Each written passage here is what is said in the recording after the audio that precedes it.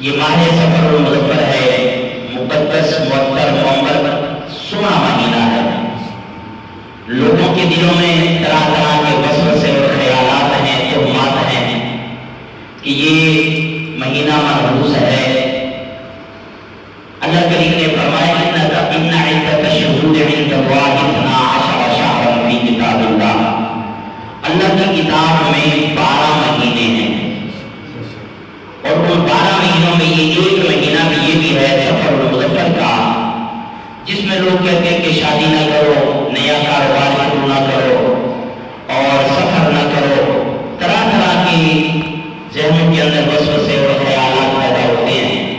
لیکن میں صرف ایک بات کرنا چاہتا ہوں اس حوالے سے، اس مہینے کے اندر اس جوڑے کی شادی ہوئی ہے جن کا نکاح زمین پہ بھی ہوا ہے، آسمانوں پہ بھی ہوا ہے۔ اور پھر لوگ کہتے ہیں کہ اچھا چلو شادی ہو بھی جائے تو پھر اولاد نہیں ہوتی، اولاد ہو جائے تو اولاد نیک نہیں ہوتی۔ اب ماشاءاللہ آپ بڑے سمجھدار ہیں، بس میں نے صرف اشارہ کیا، آپ سمجھ گئے کہ وہ کتنا عظیم جوڑا ہے۔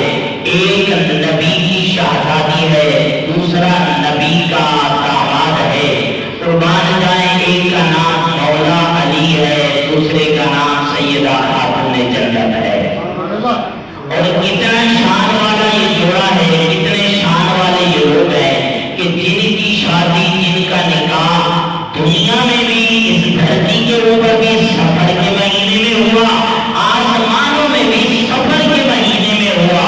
اور قربان جائیں، پھر کہتے ہیں اولاد نہیں ہوتی۔ بتائیے جو جوڑا، جو شہزادیاں سیدہ خاتون جنت کے گھر میں مولا علی کی آغوش میں آئی ہیں، کائنات میں کسی کی گود میں نہیں آ سکتی۔ اور پھر کہتے ہیں کہ اولاد نیک نہیں ہوتی۔ میں دعوے سے کہہ سکتا ہوں علی کی اولاد وہ ہے، بلکہ کیا کہیں، قرآن اور نبی کا فرمان سامنے ہے۔ اللہ کے نبی نے فرمایا ان الحسن والحسین سیدا شباب اہل الجنہ، فرمایا میرا حسن حسین جنتی جوانوں کے سردار ہیں۔ اب اس سے بڑھ کے نیکی اور کیا ہو سکتی ہے؟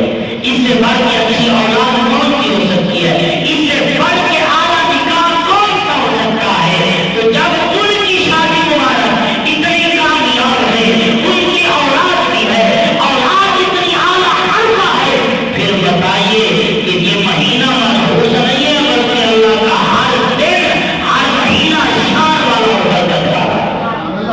اللہ اکبر۔ میرے کریم آقا علیہ السلام کے غلاموں، اسی مہینے کے اندر اللہ کے ولیوں کی باتیں کی جا رہی ہیں، اللہ کے ولیوں کے عرس منائے جا رہے ہیں۔